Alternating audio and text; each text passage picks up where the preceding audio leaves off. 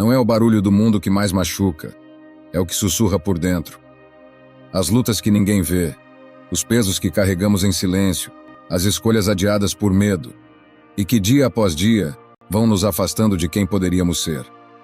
Este vídeo é um convite para voltar ao centro, para olhar com coragem o que precisa ser deixado, e para, em silêncio, começar a soltar. Não com pressa, com presença. Aqui você não vai ouvir promessas vazias. Vai encontrar verdades simples, mas profundas. E talvez entre uma palavra e outra você se lembre. A paz que tanto procura não está lá fora. Está no gesto firme de se libertar, pouco a pouco, daquilo que nunca foi seu. E hoje você dá o primeiro passo. Mas antes de começar, quero te convidar a fazer algo simples, mas poderoso. Vá até os comentários e escreva: "Hoje decido viver com direção e paro de me distrair." Essa frase será sua âncora. O início de uma jornada que pode transformar não apenas o que você faz, mas quem você realmente é. Vamos começar. Lição 1. Deixe de agradar e volte a ser você. Em algum momento da vida, se você tiver a coragem de se olhar com brutal honestidade, vai perceber algo desconcertante. Tem vivido como se fosse outro. Não completamente, mas o suficiente para não se reconhecer mais por inteiro. Basta olhar para trás com calma e notar como foram se acumulando os pequenos gestos de adaptação. A piada que você engoliu, a vontade que sufocou, o sonho que foi guardando para depois, até que ele perdeu o brilho. Você começou a responder à vida como alguém que precisa caber em moldes, não como alguém que deseja ser inteiro. Esse personagem que você construiu para ser aceito não é mau. Ele é hábil, gentil, elogiado. Ele agrada. Ele se molda. E justamente por isso, esgota. Porque para manter esse papel ativo, você precisa se vigiar o tempo todo. Medir palavras, silenciar vontades, controlar impulsos. Aos olhos dos outros, você é uma presença agradável. Por dentro, você se tornou uma ausência de si mesmo. Não é possível viver nessa dissonância por muito tempo sem que o corpo comece a cobrar. As dores que surgem sem causa clara, o cansaço que não passa com o sono, a ansiedade constante de estar decepcionando alguém. Tudo isso são sinais. Sintomas de uma alma que foi obrigada a se calar para que a imagem prevalecesse. Você ainda se move no mundo, mas perdeu a direção que vinha de dentro. Caminha por trilhas que outros traçaram, repete rotinas que não escolheu e se pergunta em silêncio por que a vida parece tão sem sentido mesmo tendo feito tudo certo. Esse vazio que te visita não é ingratidão, é saudade. Saudade de si, da espontaneidade que foi engavetada, da coragem que foi substituída por prudência, da alegria simples de ser quem você é sem ter que pedir desculpas por isso. E mais cedo ou mais tarde, esse vazio te obriga a uma escolha: continuar representando ou começar a retornar. Voltar para si mesmo não exige rupturas teatrais. Exige silêncio. Exige pequenos atos de sinceridade diária. Dizer não quando o corpo implora por descanso.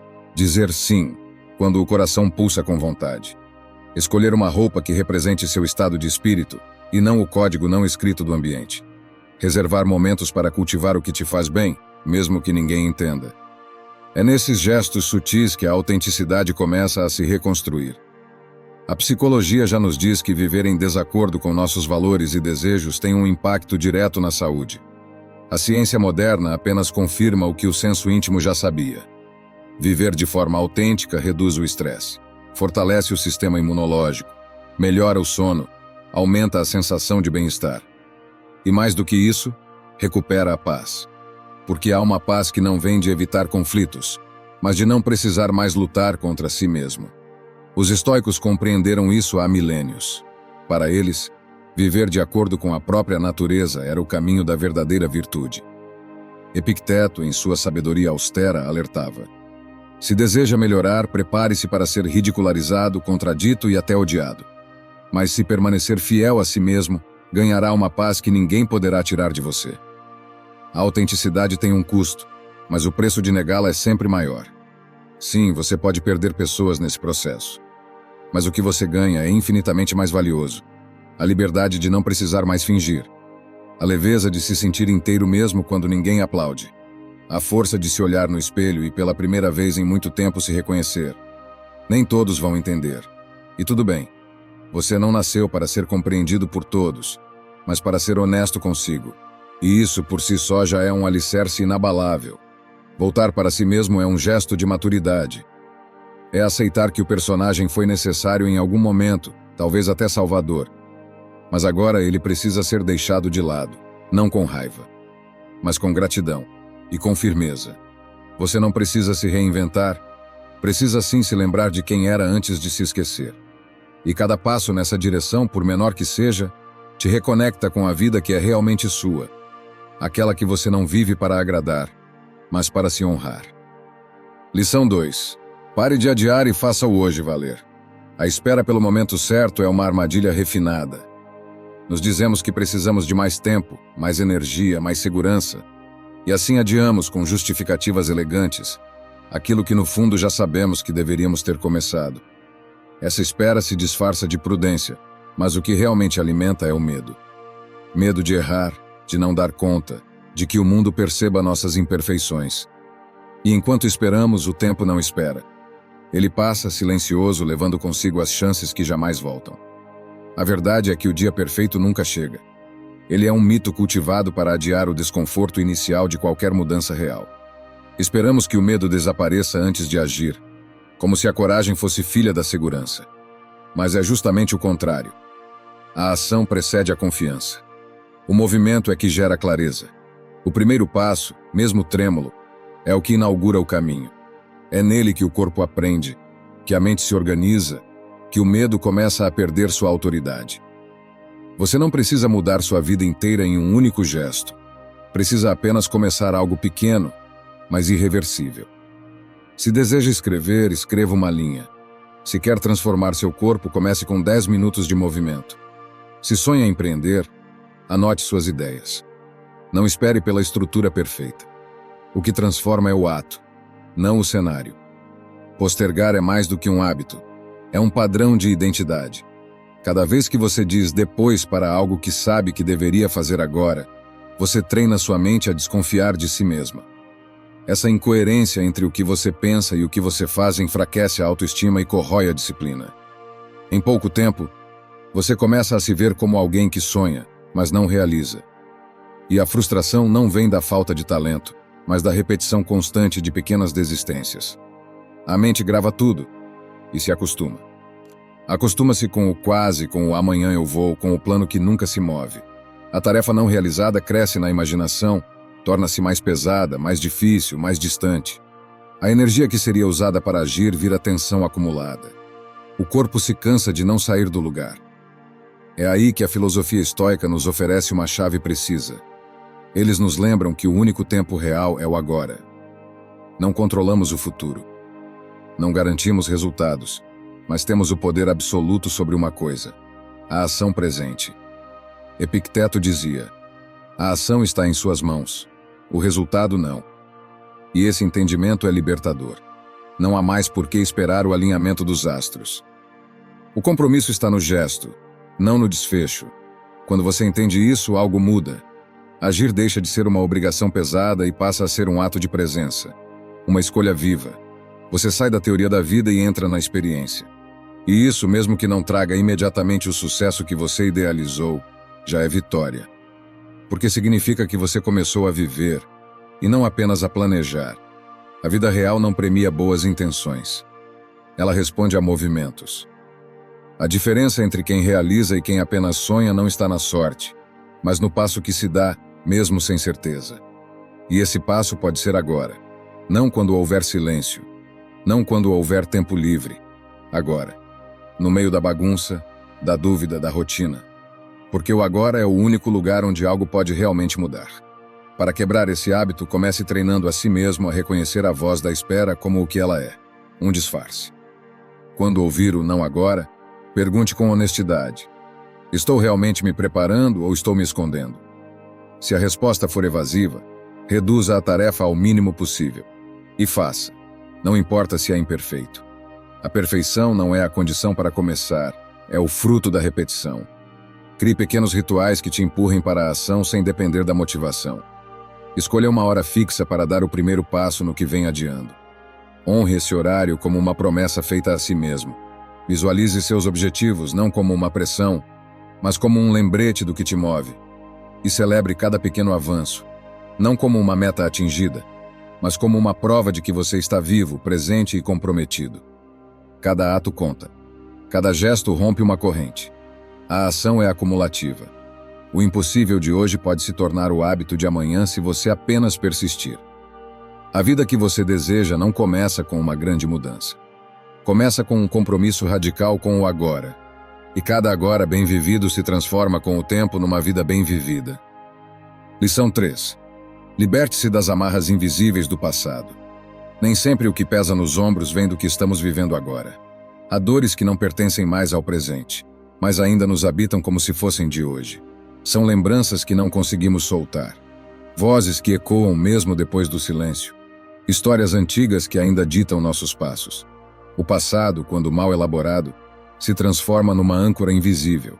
E por mais que os dias avancem, continuamos amarrados ao que já não existe. Essas correntes nem sempre são óbvias. Às vezes, se escondem em hábitos sutis, como repetir a mesma narrativa, justificar quem somos pelo que nos fizeram, usar o que aconteceu como desculpa para o que deixamos de fazer. Outras vezes, se revelam no medo de mudar, como se qualquer movimento em direção ao novo fosse uma traição ao que já vivemos. Mas manter-se leal ao que já passou não é honra, é prisão. É como morar numa casa onde todas as janelas mostram a mesma cena. Uma cena que já foi vivida e que agora apenas repete a ausência. Carregar o passado é como ferir-se todos os dias no mesmo lugar. A ferida física precisa de repouso para cicatrizar. Se for tocada e reaberta constantemente, nunca fecha. O mesmo acontece com o emocional. Enquanto voltamos ao mesmo ponto, enquanto revisitamos a dor como se ali houvesse ainda algo a corrigir, impedimos o processo natural de cura. Soltar o passado não é esquecer. É aceitar que ele já aconteceu. É parar de abrir a mesma página esperando um desfecho diferente. E, sobretudo, é reconhecer que o significado das experiências pode mudar. Um erro pode deixar de ser condenação e se tornar uma lição. Uma perda pode deixar de ser vazio e se transformar em ponto de virada. A ferida pode ser transformada em mapa, não de sofrimento, mas de reconstrução. O primeiro passo é nomear o que ainda nos prende. Às vezes escrever ajuda, pôr no papel o que aconteceu, como nos sentimos, e de que forma isso ainda interfere no agora. O que se revela se enfraquece.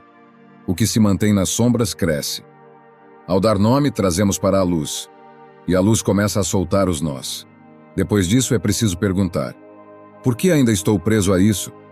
O que esse apego me oferece? Ele me protege? Me define? Ou é apenas o lugar onde aprendi a sobreviver? Essas perguntas não são fáceis, mas são portas. Portas que só se abrem para quem decide caminhar. Soltar é um ato de compreensão. Não é apagar. É libertar. É permitir que algo que te marcou seja parte da sua história, sem ser o autor do seu destino. É quando você se permite lembrar sem se doer, falar sem se afundar, continuar sem olhar para trás com culpa ou saudade paralisante. Muitas vezes, gestos simbólicos ajudam a selar essa escolha. Escrever uma carta que nunca será enviada, guardar longe objetos que te conectam ao que já deveria ter ficado no caminho, mudar algo no espaço físico que ainda fala daquele tempo. Não porque isso encerre tudo, mas porque marca o início de uma escolha nova, seguir adiante. A filosofia estoica é clara nesse ponto. Epicteto nos lembra: não são as coisas que perturbam os homens, mas a opinião que eles têm sobre elas. O que nos aprisiona não é o que aconteceu, mas a forma como interpretamos.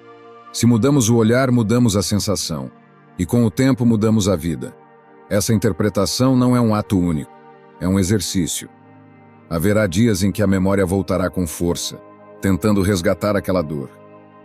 Nesses dias é preciso dizer a si mesmo: isso já aconteceu, mas hoje eu posso escolher como me relaciono com isso. E essa escolha, quando repetida, se transforma em hábito, e o hábito em liberdade. Não se engane. Desapegar dói.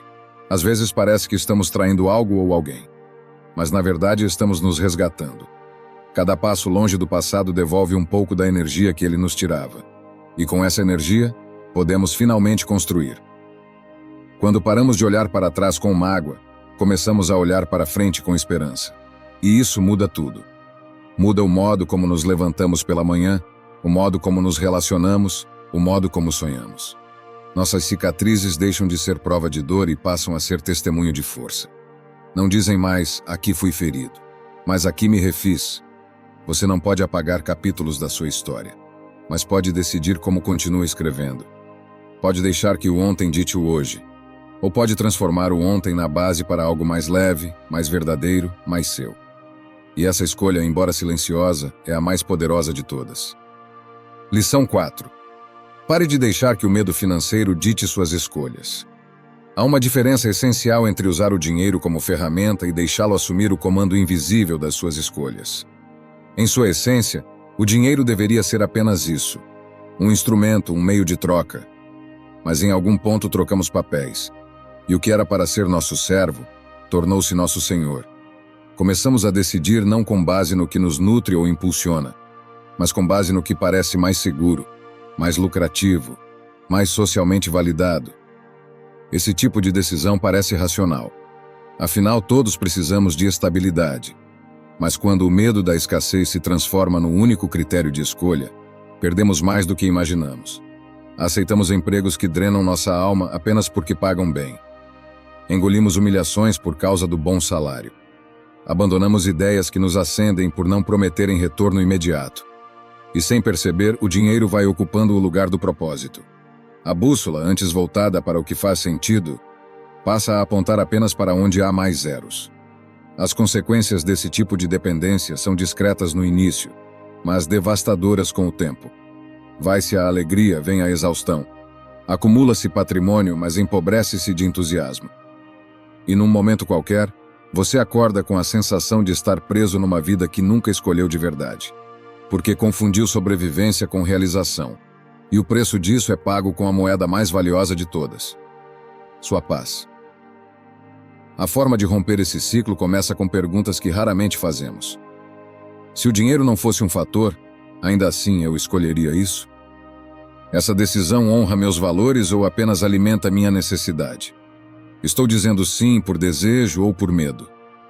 Essas perguntas, quando respondidas com honestidade, revelam se estamos sendo fiéis a nós mesmos ou apenas obedecendo a um sistema invisível de urgências impostas.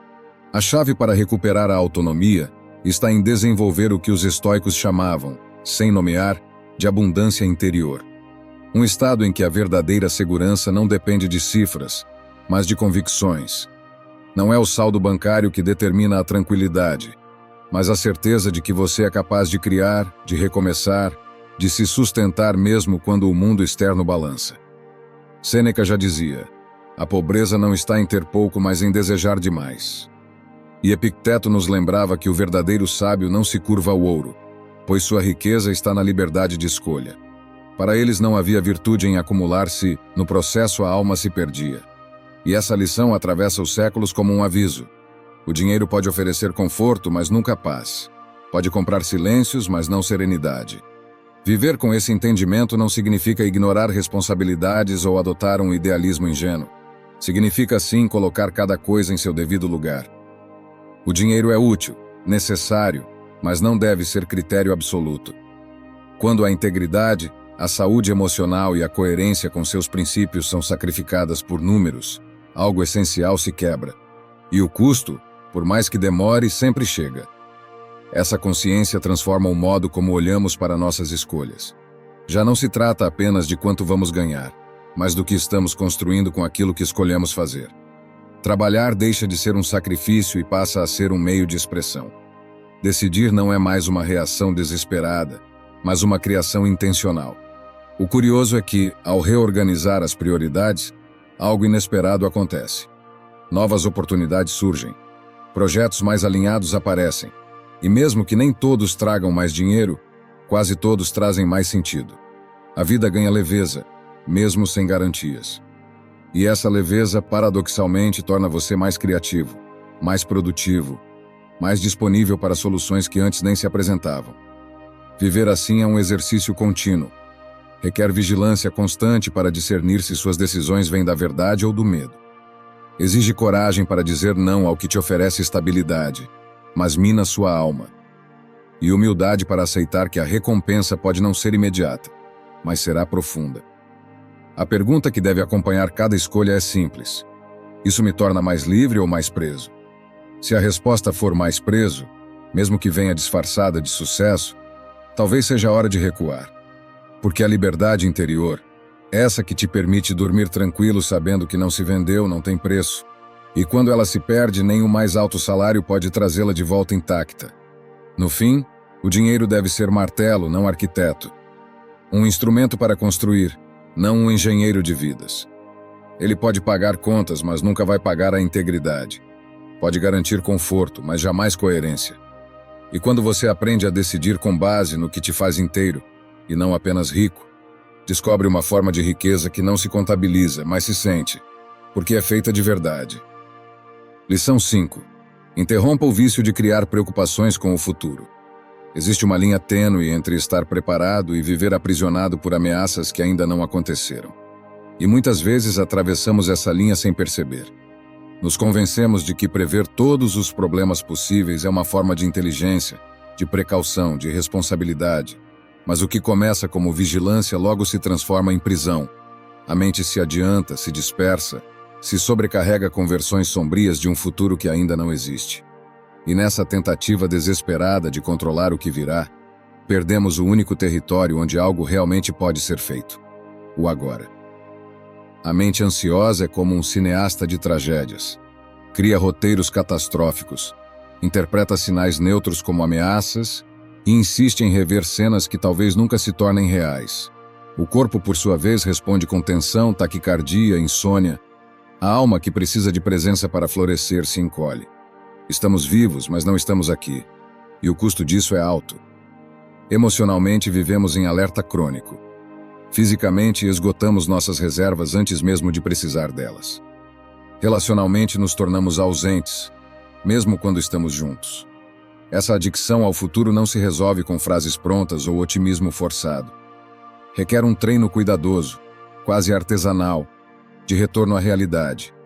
Significa aprender a observar os pensamentos sem se deixar levar por eles, identificar quando a mente cruza a fronteira da antecipação e gentilmente trazê-la de volta. A respiração, os sentidos, o corpo, são nossos pontos de ancoragem. Observar o ar entrando e saindo, sentir a textura de um objeto, escutar os sons ao redor. Cada gesto desse tipo é um lembrete silencioso. Neste instante, tudo está bem. E isso basta. Marco Aurélio escreveu: não se deixe perturbar pelo futuro. Você o enfrentará se for necessário, com a mesma razão que hoje o ajuda frente ao presente. Essa frase não é apenas reconfortante, é profundamente prática. Ela nos lembra que a força que temos para lidar com qualquer adversidade não está no amanhã, mas na coragem de viver este instante com integridade. O futuro não exige ensaio, exige presença. Não precisa de defesas antecipadas, mas de confiança acumulada em pequenos atos de lucidez diária. Quando confiamos que saberemos responder quando for necessário, libertamos espaço para a leveza. E isso não significa negar que dificuldades virão, mas reconhecer que sofrer por elas antes do tempo é carregar um fardo duplo, uma vez na imaginação, outra na realidade. Viver assim é como caminhar com chuva prevista, mas sol no céu, e ainda assim usar capa, guarda-chuva e botas por se acaso. O problema é que, enquanto isso, deixamos de sentir o calor do sol, de aproveitar a paisagem, de sorrir para quem passa. A escolha, portanto, é aprender a diferenciar o real do imaginado. Diante de um pensamento inquietante, pergunte-se: isso está acontecendo agora? Se a resposta for não, solte. E se voltar, solte de novo. É nesse exercício silencioso e constante que a mente vai se acostumando a não reagir automaticamente, a não correr atrás de sombras. Com o tempo, esse treino se torna hábito. E o hábito, uma nova forma de viver. A ansiedade pelo que pode vir rouba algo essencial: a capacidade de experimentar o que já está aqui. Rouba o sabor das refeições, a paz das manhãs, o prazer das conversas. Não porque algo esteja errado, mas porque a mente está ocupada demais em se defender do que talvez nunca aconteça. Recuperar o agora é, portanto, um ato de coragem. Requer dizer não ao impulso de controlar tudo, ao vício do planejamento absoluto, à crença de que só estaremos seguros quando tudo estiver previsto. Não estará. E ainda assim podemos estar bem. Essa é a diferença entre viver numa expectativa permanente ou numa presença ativa. A primeira esgota, a segunda sustenta. A primeira gera medo, a segunda confiança. E é essa confiança, cultivada dia após dia, que nos dá a serenidade de olhar o futuro sem angústia. Saber que quando algo acontecer estaremos lá, com todos os recursos internos que já carregamos, prontos para agir com firmeza e clareza. Fazer da calma o nosso lugar de origem não é se isolar do mundo. É se tornar um ponto firme dentro dele. Um ponto que, mesmo quando tudo muda, sabe onde está, sabe quem é, e por isso sabe como continuar. E essa calma não vem da ausência de problemas, mas da presença de uma mente que escolheu não sofrer por antecipação. Porque viver bem não é adivinhar tempestades, mas aprender a navegar quando elas chegam. E até lá, desfrutar do vento leve que nos empurra suavemente adiante. Lição 6. Solte o rancor e abra espaço para a paz interior. O ressentimento é uma prisão que se constrói por dentro, sem grades visíveis, mas com muros espessos que isolam, que amarguram, que cansam. Muitas vezes nos convencemos de que mantê-lo vivo é uma forma de justiça silenciosa, como se remoer a dor fosse impedir que ela volte. Mas na prática, o ressentimento não impede nada. Apenas nos acorrenta ao passado. Nos mantém presos ao gesto que nos feriu. A palavra que não foi desdita. A ausência de um pedido de perdão que talvez nunca venha. E o mais cruel é que todo esse peso é sustentado por nós mesmos. O perdão, ao contrário do que muitos pensam, não é condescendência. Não é fechar os olhos para o que aconteceu, nem absolver quem nos feriu. Perdoar é libertar-se da necessidade de continuar revivendo a mesma história. É se recusar a permitir que uma ofensa determine a forma como seguimos vivendo. O ressentimento se alimenta da repetição. O perdão nasce do esgotamento, do momento em que percebemos que carregar isso já não faz sentido, que já não é útil, que apenas nos envenena lentamente. E então escolhemos soltar. Soltar não é esquecer, é lembrar sem sangrar. É olhar para trás e não se perder de si. É dizer, isso aconteceu, doeu, mas não define mais meus dias. É deixar de viver para provar algo ao outro e começar a viver para preservar a si. Quando perdoamos, deixamos de ser reativos. Recuperamos o controle sobre nossas emoções, sobre nossa história. Passamos a escrever os próximos capítulos sem o eco do rancor ditando as frases. A filosofia estoica nos convida a esse tipo de força. Marco Aurélio disse: "A melhor vingança é não ser como seu inimigo." É uma frase simples, mas que exige maturidade. Ela ensina que não precisamos nos igualar àquilo que nos feriu, que é possível vencer sem vencer ninguém, que não há honra em carregar a sombra de quem nos machucou. O verdadeiro triunfo é não permitir que essa sombra molde nossa identidade. Na prática, esse processo pode começar com algo tão simples quanto escrever. Esvaziar no papel o que não conseguimos dizer, organizar o caos interno em palavras e depois, simbolicamente, queimar, guardar ou transformar aquilo em aprendizado. Outras vezes, o ato mais curador é redirecionar a energia que o ressentimento consumia para algo criativo. Aprender algo novo, fortalecer vínculos saudáveis, cuidar do corpo, cultivar o silêncio. Quando escolhemos construir ao invés de ruminar, algo dentro de nós começa a se reorganizar. A vida volta a fluir. É claro que haverá recaídas. O ressentimento pode voltar como um velho hábito. Mas não se trata de perfeição, e sim de persistência. Toda vez que ele retornar, podemos escolher de novo. Reafirmar que já não queremos viver presos a essa emoção, que já não aceitamos que uma ferida antiga continue determinando nossas reações. Com o tempo, essa escolha se torna um novo modo de existir. A paz que chega depois do perdão é serena, não faz alarde, mas transforma tudo. Ela se instala devagar, como quem não quer interromper. E de repente percebemos que dormir ficou mais leve, que sorrir voltou a ser espontâneo, que já não há um peso no peito ao lembrar. E acima de tudo, percebemos que abrir espaço interior nos torna disponíveis para o novo. Pessoas, experiências, possibilidades, tudo aquilo que não podia entrar enquanto a casa estava ocupada por rancores antigos. Escolher a paz ao invés do orgulho é uma decisão silenciosa, mas profundamente revolucionária. É entender que não precisamos da validação do outro para seguir em frente. que o fechamento que buscamos não depende de um pedido de desculpas, mas de nossa decisão de não perpetuar o que nos machucou. O perdão não é um presente para o outro. É um gesto de respeito por nós mesmos. Um sinal claro de que escolhemos seguir leves, mesmo que os outros nunca reconheçam o que fizeram. No final, o ressentimento é apenas um fio que nos prende ao que passou. Cortá-lo não muda o que aconteceu, mas muda completamente quem somos a partir de agora. E essa mudança, essa liberdade, é uma das formas mais puras de paz que podemos experimentar. Lição 7. Silencie o barulho das desculpas. As desculpas não gritam, mas silenciam nossos passos. Não são barreiras físicas, mas muros invisíveis que erguemos com argumentos convincentes. Não é o momento. Falta tempo. Preciso de mais recursos. Aparentam ser prudência, mas são, muitas vezes, o disfarce elegante do medo. Medo de tentar e falhar, de se frustrar, de não estar à altura das próprias expectativas. E enquanto essas justificativas se repetem, a vida acontece do lado de fora desses muros. O mais perigoso das desculpas é que elas não parecem sabotagem. Elas se apresentam como proteção. Nos convencem de que esperar é mais sensato do que agir, de que permanecer é mais seguro do que tentar. E assim ficamos presos ao conforto disfarçado de preparo. Só que na prática, quanto mais repetimos uma desculpa, mais ela se fortalece. E mais difícil se torna enfrentá-la. Começamos a acreditar que é verdade. Que realmente não temos tempo, que falta mesmo o recurso, que ainda não é hora. Mas o tempo não se encontra. Ele se escolhe. Os recursos não surgem magicamente.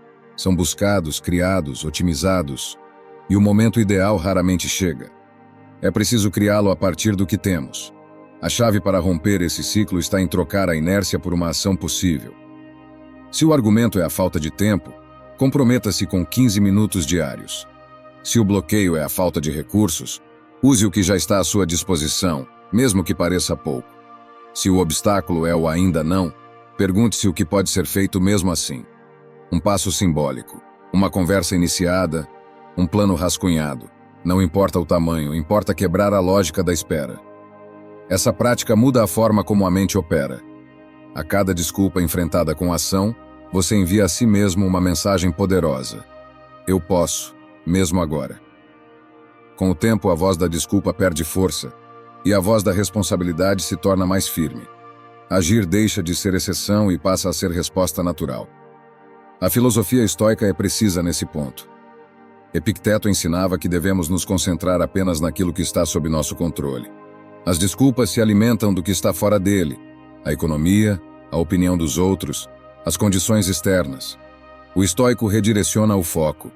Ele age com o que tem, como pode, onde está. Não porque as dificuldades desaparecem, mas porque ele se recusa a ser paralisado por elas. Assumir responsabilidade total pelas próprias ações é libertador. Pode ser desconfortável, afinal tira de cena os culpados externos, mas também devolve o poder. Compreender que mesmo em cenários limitantes temos escolha é um divisor de águas. Isso nos tira do papel de vítimas das circunstâncias e nos coloca no papel de construtores do caminho. Viver sem desculpas não é viver sem desafios. É escolher não deixar que eles ditem os limites do possível. É saber que sempre haverá motivos para parar, e mesmo assim, seguir. A cada vez que você age, mesmo com receio, sente uma energia diferente. A energia de quem está no comando da própria vida.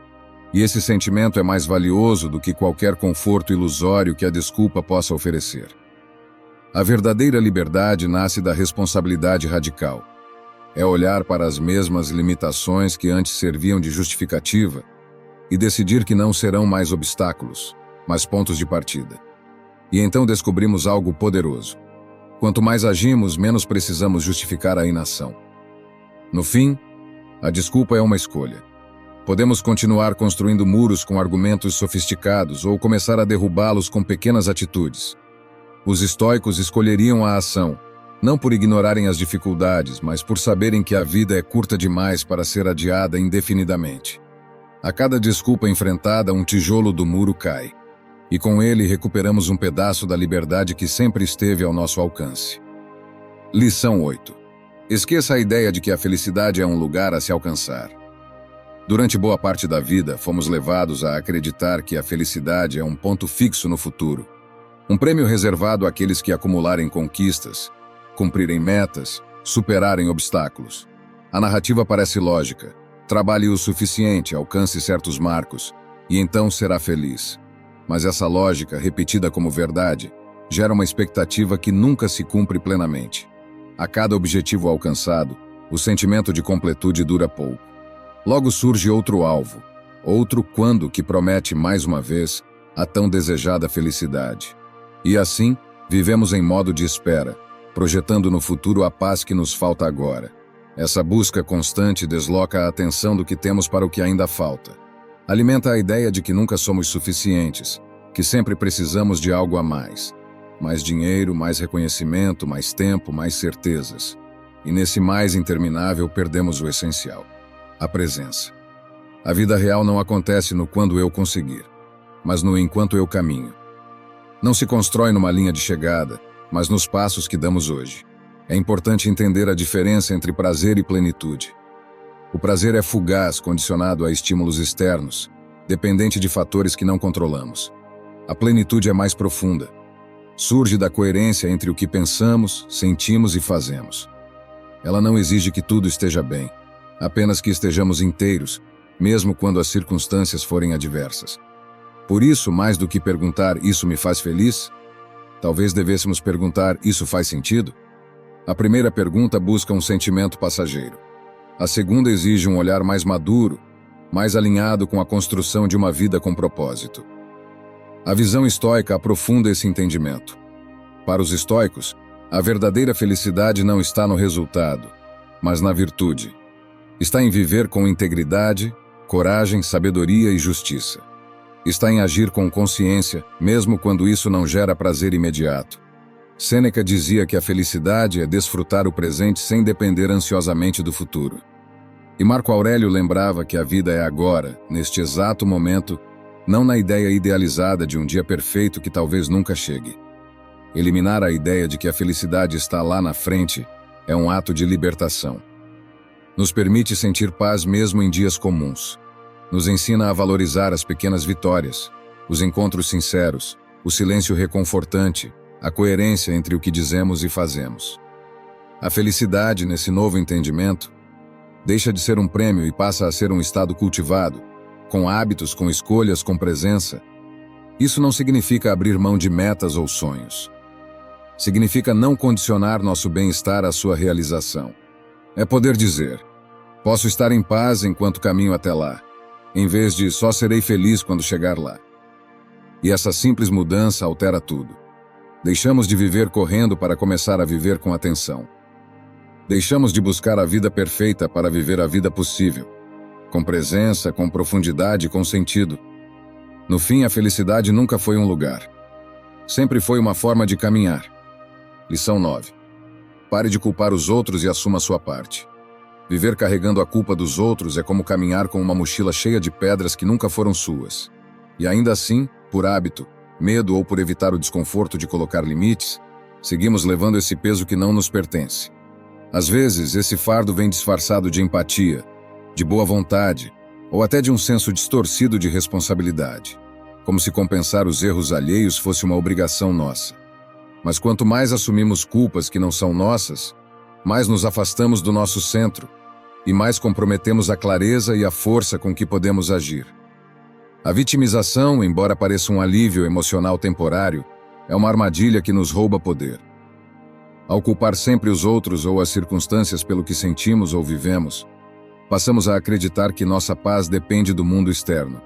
E nessa ilusão, ficamos paralisados, esperando que o resgate venha de fora. A responsabilidade radical quebra esse ciclo. Ela nos devolve o poder ao nos lembrar que, embora não sejamos culpados por tudo o que acontece, somos sempre responsáveis pela forma como escolhemos responder. Essa mudança de perspectiva é libertadora. Assumir responsabilidade não é punição, é liberdade. É entender que, mesmo sem controlar todos os eventos, podemos controlar nosso posicionamento diante deles. Podemos escolher a atitude, a interpretação e o próximo passo. E isso é tudo o que precisamos para retomar o rumo da nossa história. Na prática, Assumir responsabilidade se traduz em decisões diárias e simples. Cuidar do corpo, do sono, da alimentação, administrar o tempo, escolher o foco, nutrir pensamentos construtivos. Ninguém pode fazer isso por nós de forma consistente. Também envolve perceber a forma como nos falamos. Não podemos impedir um pensamento negativo de surgir, mas podemos impedir que ele crie raízes.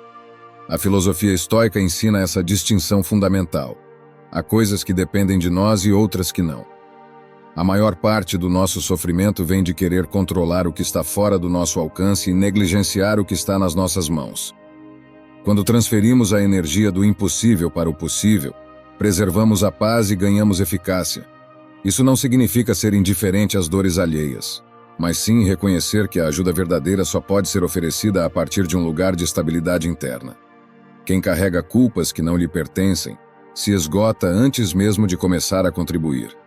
Mas quem se liberta delas e foca na responsabilidade genuína se torna presença lúcida, pronta para agir com consciência. Imagine uma situação simples. Algo dá errado no trabalho, e embora a falha não tenha sido sua, você passa dias ruminando a injustiça. Isso não muda nada. Mas se em vez disso você se pergunta o que posso fazer agora, encontrará uma ação que, mesmo pequena, avança. Esse é o ponto de virada. Deixar de reagir, começar a decidir. Assumir responsabilidade é, no fundo, um ato de dignidade. É recusar viver como espectador da própria vida e ocupar o papel de autor. Mesmo que não possamos escrever todos os acontecimentos, podemos decidir o tom, a coerência e o propósito da nossa narrativa. E ao fazer isso, descobrimos que a verdadeira força não está em controlar tudo, mas em escolher, todos os dias, como viver o que nos cabe. Lição 10. Pare de se autossabotar e cultive pensamentos que te fortalecem. A autossabotagem é um inimigo sorrateiro. Ele não chega com estardalhaço, mas com sutileza. Disfarça-se de prudência, de realismo, até de humildade. Mas sua essência é sempre a mesma. Limitar-nos. Ele nos afasta do que somos capazes de realizar por meio de pensamentos repetitivos que nos diminuem. Você não é bom o bastante. Vai falhar. Isso não é para você. Frases que parecem verdades absolutas, mas que muitas vezes nascem de experiências antigas. Palavras que ouvimos, erros que interpretamos como fracassos definitivos, críticas que internalizamos como identidade. Reconhecer essa voz interna e rastrear sua origem é o primeiro passo para neutralizá-la. Não basta saber que ela existe, é preciso desmontar sua autoridade. Quando entendemos que muito do que nos dizemos é apenas eco do passado, ganhamos liberdade para escolher o que vamos continuar repetindo e o que precisa ser substituído. A transformação começa no diálogo interno. Não se trata de positividade forçada, mas de uma conversa mais justa consigo mesmo. Firme, mas compassiva. Questionar pensamentos automáticos com coragem. Isso é fato ou apenas uma interpretação? Essa pausa interrompe o piloto automático e abre espaço para novas respostas. Trocar "vou fracassar" por "tenho a chance de aprender" não é ilusão, é inteligência emocional. Fortalece a ação e diminui o medo. Exercícios simples ajudam nesse processo. Escrever, sem filtro, o que a mente repete e depois reler com distanciamento. Muitas vezes descobrimos que estamos nos tratando com uma dureza que jamais aplicaríamos a alguém que amamos. A técnica do amigo imaginário revela isso. Se não diríamos certas coisas a um amigo, por que dizê-las a nós mesmos? Marco Aurélio dizia: a alma se colore com os pensamentos que cultiva. O estoicismo entende que não temos controle sobre tudo que nos acontece, mas podemos controlar o que deixamos florescer em nossa mente. Se semeamos dúvidas, colhemos insegurança. Se semeamos disciplina, coragem e foco, colhemos direção. Eliminar o autossabotagem não é anular a autocrítica, mas transformá-la em uma bússola, que corrige sem ferir, que orienta sem paralisar. É natural que em certos dias a voz do medo pareça mais alta. Isso não é fracasso. É parte do treino mental.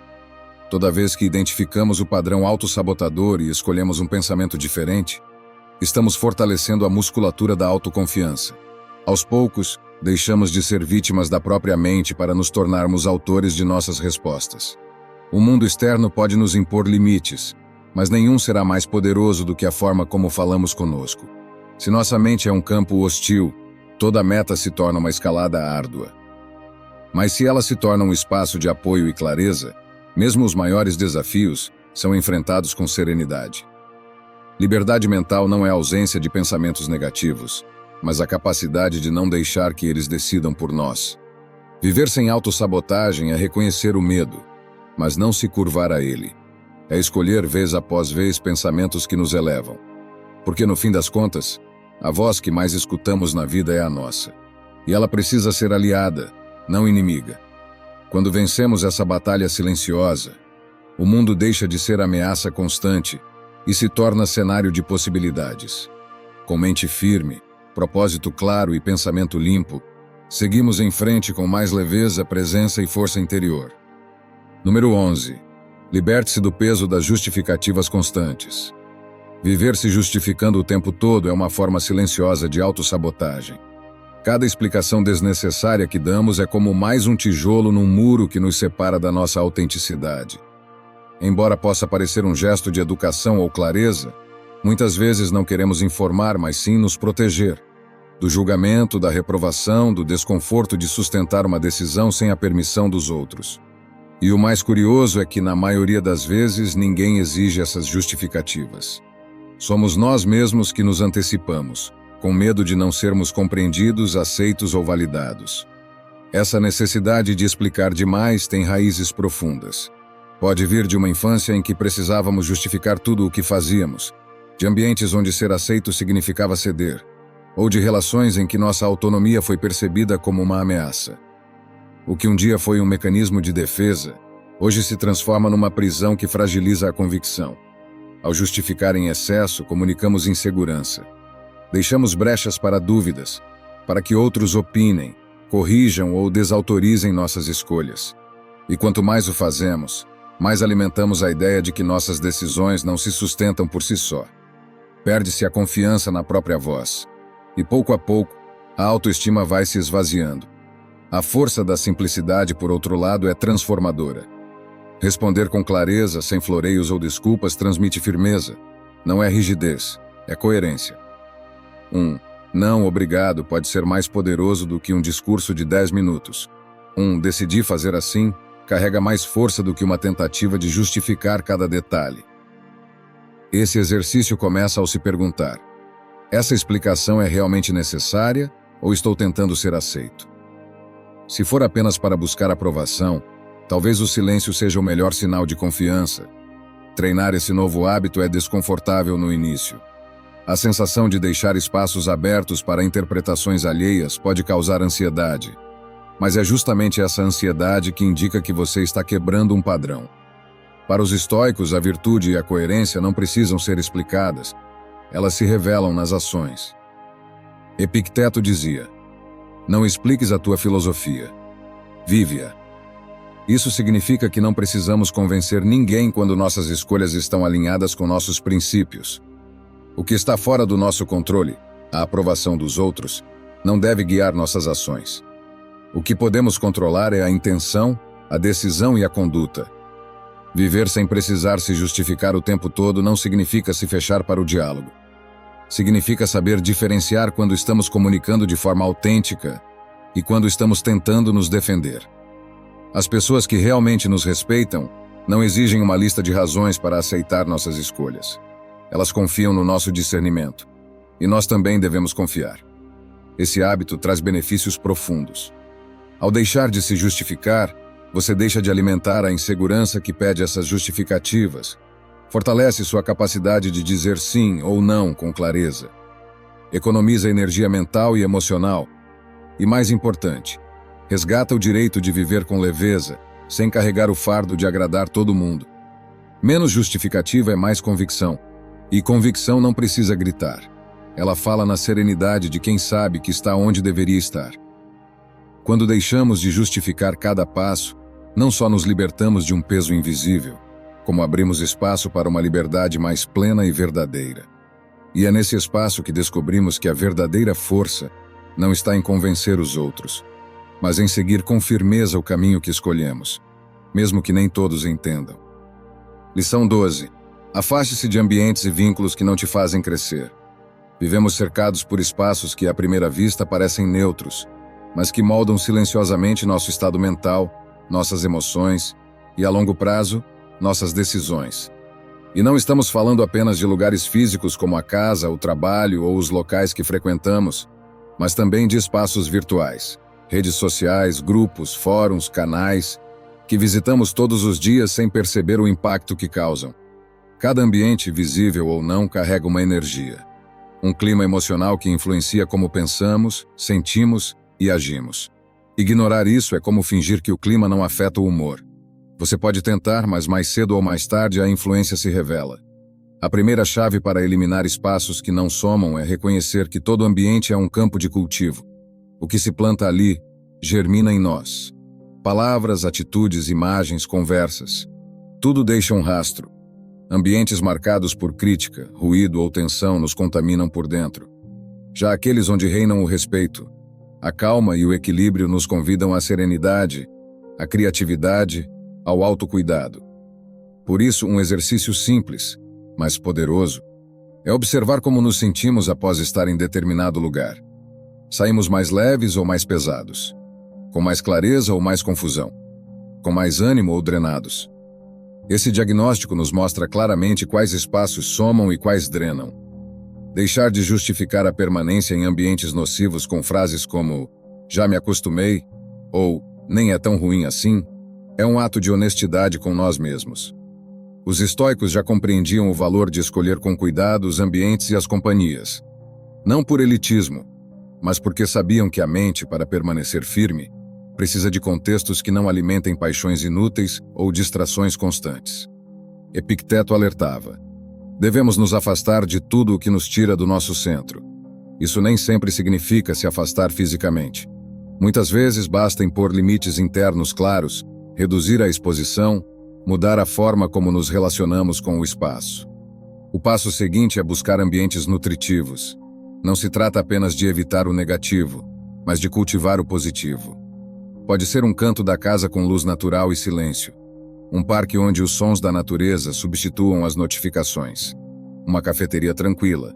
Um grupo online com diálogos construtivos. Ambientes onde a mente respira e o coração encontra descanso. Esse processo, claro, envolve escolhas difíceis. Às vezes é preciso se afastar de ambientes familiares, rotinas que nos oferecem conforto superficial, mas que nos esvaziam por dentro. É natural sentir resistência. Até hábitos prejudiciais criam a ilusão de segurança. Mas sempre que optamos por ficar onde nossa energia é drenada, estamos dizendo ao mundo, e a nós mesmos, que nossa paz é negociável. Cuidar do espaço é cuidar da mente. Da mesma forma que não permitiríamos lixo na nossa casa, também não devemos aceitar ambientes tóxicos na nossa vida interior. Ao limpar e organizar o espaço físico, enviamos um sinal à mente. Aqui há clareza. Ao filtrar os estímulos virtuais, criamos espaço para a reflexão e a presença. O estoicismo nos lembra que não controlamos todos os ambientes do mundo, mas sempre podemos escolher como e quanto nos expomos a eles. Com prática, podemos entrar em espaços caóticos sem absorver o caos. Mas até desenvolver essa força, a escolha mais sábia é reduzir o contato com o que nos enfraquece e buscar o que nos fortalece. Nosso tempo e nossa energia são recursos preciosos. Investi-los em ambientes que nos nutrem é um ato de respeito à nossa vida. Por isso, o convite final é fazer um inventário honesto. Onde você vive, trabalha, passa o tempo livre? Quais espaços digitais ocupam sua atenção? Pergunte-se com sinceridade: esse lugar me ajuda a ser quem quero ser? Se a resposta for não, tenha coragem para agir, mesmo que isso gere desconforto no começo. Porque aquilo que toleramos dos nossos espaços, com o tempo, se torna o que toleramos de nós mesmos. Ambientes limpos, organizados e inspiradores são como solo fértil. Ali nossas ideias florescem. Ambientes carregados, desorganizados e ruidosos são como terra seca. Nem a melhor semente prospera.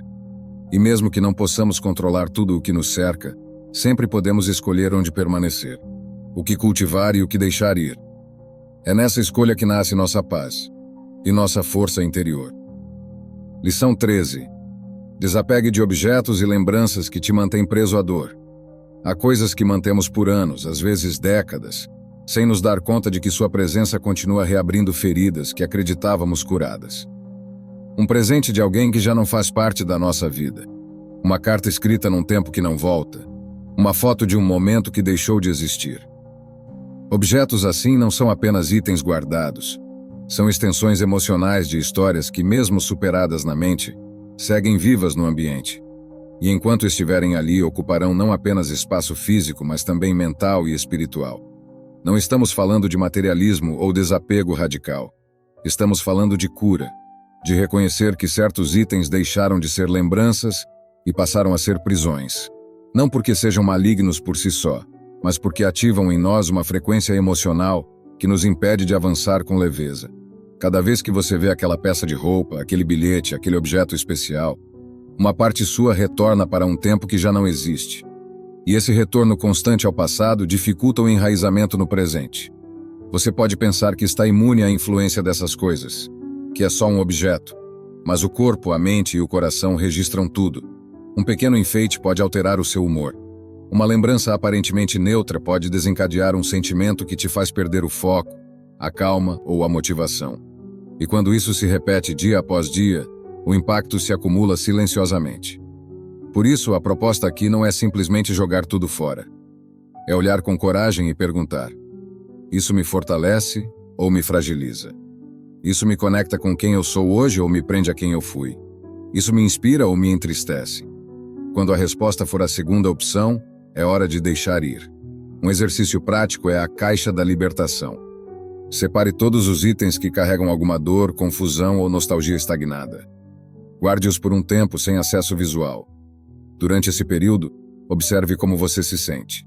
Se a ausência daqueles objetos te traz paz, então talvez seja a hora de se desfazer deles definitivamente. Queimar cartas antigas, doar roupas de relacionamentos passados, dar novos destinos a lembranças que já não representam você. Cada gesto desses é uma afirmação de que sua história não está mais presa ao que foi. A filosofia estoica nos lembra que não controlamos o que passou, mas podemos decidir como reagimos ao que permanece. Marco Aurélio escreveu que tudo o que vemos é opinião, e não fato.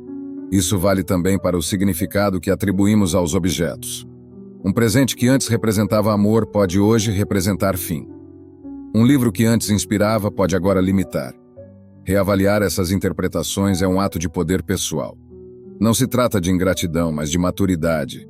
De reconhecer que guardar tudo por medo de esquecer é, na verdade, um modo de nunca se permitir transformar. As memórias verdadeiras não estão nos objetos, mas na consciência, no aprendizado, na mudança interior. Quando libertamos o ambiente, libertamos também a narrativa. Reescrevemos a forma como olhamos para nós mesmos. E há um bônus silencioso nesse processo: o espaço vazio. A ausência desses itens abre espaço para novos símbolos, novas histórias, novas energias. Um ambiente mais limpo e leve também clareia a mente. A casa deixa de ser um santuário do passado e passa a ser uma plataforma para o futuro. E com ela, você se reposiciona emocionalmente.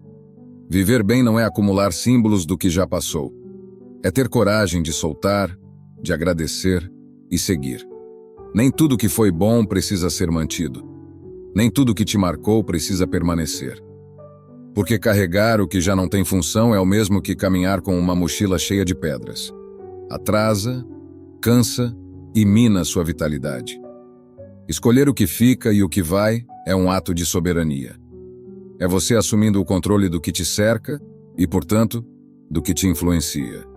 Porque cada objeto carrega uma energia, e você merece viver cercado apenas daquelas que te sustentam, te elevam e te aproximam da pessoa que deseja ser. Ao soltar o que pesa, você abre espaço para o novo. E esse novo, com o tempo, se transforma no presente que você realmente merece viver. Lição 14. Abandone hábitos alimentares nocivos e cuide do seu corpo. Nosso corpo é o palco onde se desenrola toda a nossa vida, o habitat que carregamos desde o primeiro suspiro. E ainda assim, frequentemente o tratamos como se fosse uma máquina infinita, tolerante a excessos e negligências. A alimentação é talvez o hábito diário que mais impacto tem na qualidade de vida, mas também é aquele que relegamos ao segundo plano, guiados pela pressa, pelo prazer imediato ou por impulsos momentâneos. Alimentar-se não é apenas saciar o estômago. É um diálogo profundo com o corpo e com nossa dignidade. Cada escolha alimentar diz algo sobre o valor que atribuímos à vida que carregamos. Quando priorizamos alimentos industrializados, açúcares e gorduras ultraprocessadas, esse consumo não afeta somente o corpo, compromete o sistema imunológico, prejudica o coração, acelera o desgaste celular. A curto prazo, rouba nossa energia, paciência e clareza mental. A longo prazo, mina nossa capacidade de viver com presença e serenidade. O que colocamos no prato reflete diretamente nossa disposição para sustentar a vida com lucidez. Uma dieta empobrecida pode alimentar a ansiedade, diminuir a resistência ao estresse e tornar-nos mais vulneráveis ao desânimo. Nessa fraqueza, buscamos conforto imediato em alimentos que sofrem da mesma escassez. Eles oferecem prazer momentâneo, mas driblam nossa saúde. Romper esse ciclo não exige mudanças drásticas, mas pequenas escolhas conscientes. Substituir refrigerantes por água com frutas, trocar arroz branco por integral, incluir proteína de qualidade e vegetais em cada refeição. Esses ajustes, repetidos com constância, constroem uma transformação silenciosa mas poderosa. A alimentação consciente também é presença. Comer de olhos fechados, mastigando devagar, sentindo aromas e texturas, agradecendo pelo alimento. Esses gestos nos lembram que nosso corpo merece atenção, respeito e cuidado. Não é panaceia nem ascetismo, é alinhamento com o que nos sustenta de verdade. Os estoicos viam esse autocuidado como um dever moral. Marco Aurélio, na responsabilidade de governar, sabia: cultivar a disciplina do corpo sustenta a clareza da mente e fortalece o caráter. Um corpo negligenciado se torna fardo para a alma, incapaz de perseverar com coragem e calma em meio às provas. A força interior nasce também da vitalidade física. Cada refeição é um investimento, soma de energia, lucidez e resistência, ou um dreno desses bens preciosos. O ato de comer é um gesto que edifica ou que dilapida. Por isso, antes de cada mordida, pergunte-se: isso me fortalece ou me enfraquece? Não como julgamento moral, mas como reconhecimento consciente. Esse simples hiato entre impulso e escolha é uma janela para a integridade cotidiana. O estoicismo não nega os prazeres. Celebra-os desde que não se tornem governantes de nossas escolhas. Um doce, um brinde, um prato especial com amigos são parte do que somos. A verdadeira liberdade está na possibilidade de dizer sim ou não, sem ser arrastado por impulsos. Alimentar-se com consciência é reafirmar que nosso corpo importa, que ele merece cuidado agora, não depois. É saudável nutrir a alma através do aperfeiçoamento diário, mantendo o templo, nosso corpo, forte e lúcido. No fim, quem cuida da alimentação cuida da essência. Porque, como diziam os filósofos antigos, proteger o corpo é proteger o santuário onde habita a alma. Lição 15. Pare de criticar tanto e comece a observar mais a si mesmo. A crítica parece inofensiva. Surge como opinião, análise ou conversa comum. Mas quando se torna um hábito, mina silenciosamente nossa paz e nos afasta de nós mesmos.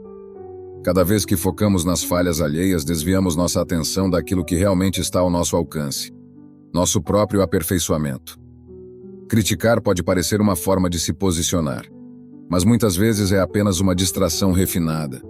Um escape que nos impede de encarar nossas próprias contradições. A crítica repetida nos dá a ilusão de controle, como se apontar o erro dos outros nos elevasse, mas, na verdade, nos afasta da responsabilidade sobre nossa própria vida. Epicteto já dizia: aquilo que nos incomoda nos outros frequentemente revela o que ainda não resolvemos em nós mesmos. A crítica, quando não tem intenção construtiva, é um ruído que contamina. Não se trata de ignorar injustiças, mas de distinguir entre o julgamento que contribui e o que apenas nos drena. Uma prática valiosa é passar um dia inteiro sem criticar, nem aos outros, nem a si mesmo. Observar o fluxo interno e se perguntar: isso é útil ou apenas reflexo de insatisfação? A autoobservação é o antídoto. Ao invés de projetar, recolhemos o olhar e ganhamos poder. Observamos padrões, reconhecemos emoções, identificamos reações que nos afastam da nossa essência. Com isso, trocamos o julgamento pela responsabilidade. Trocar essa pessoa é desorganizada por como posso organizar melhor a minha vida, muda completamente a direção da energia. O sábio, para os estoicos, não gasta sua vida corrigindo os outros. ele se dedica a governar a si mesmo. Marco Aurélio, mesmo sendo imperador, focava menos em mudar os homens e mais em manter sua mente alinhada com a virtude, porque sabia que o verdadeiro domínio não está fora, mas dentro. Quando deixamos de criticar, liberamos espaço. A crítica ocupa tempo e emoção. A autoobservação os transforma. Passamos de espectadores dos erros alheios a protagonistas das nossas mudanças. E esse é um dos atos mais revolucionários da vida cotidiana. E assim encerramos essa jornada por 15 práticas para cultivar uma paz interior firme e serena. Mais do que conselhos, estas reflexões são convites. Convidam você a se libertar do ruído, das distrações, dos pesos invisíveis. Convidam a clareza, a responsabilidade e a presença. Talvez você não consiga aplicar tudo de uma vez. E está tudo bem. Basta escolher um ponto, um princípio, e começar por ele. A força não está na pressa, mas na constância. Se algo aqui tocou você, compartilhe. Um gesto simples pode levar alívio, foco ou coragem a quem mais precisa. E se quiser seguir aprofundando esse caminho, se inscreva, ative as notificações e continue caminhando com a gente nessa construção de uma vida com mais propósito. Porque no fim das contas, tudo se resume a isso. Escolher dia após dia aquilo que fortalece a alma. E lembrar que a serenidade não vem de um mundo perfeito, mas de uma mente bem treinada para escolher o essencial. Espero sinceramente que esta mensagem tenha sido útil.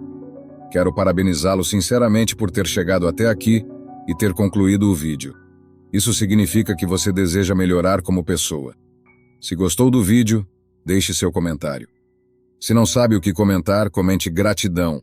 Assim saberei que assistiu até o final. Se ainda não está inscrito no canal, o que está esperando? Inscreva-se agora e junte-se a nós. O estoicismo está cheio de ensinamentos como este, que são aplicáveis à nossa vida cotidiana. Portanto, encorajo você a continuar aprendendo sobre essa filosofia. Deixo aqui 2 vídeos repletos de sabedoria estoica para que você continue aprendendo. Até a próxima!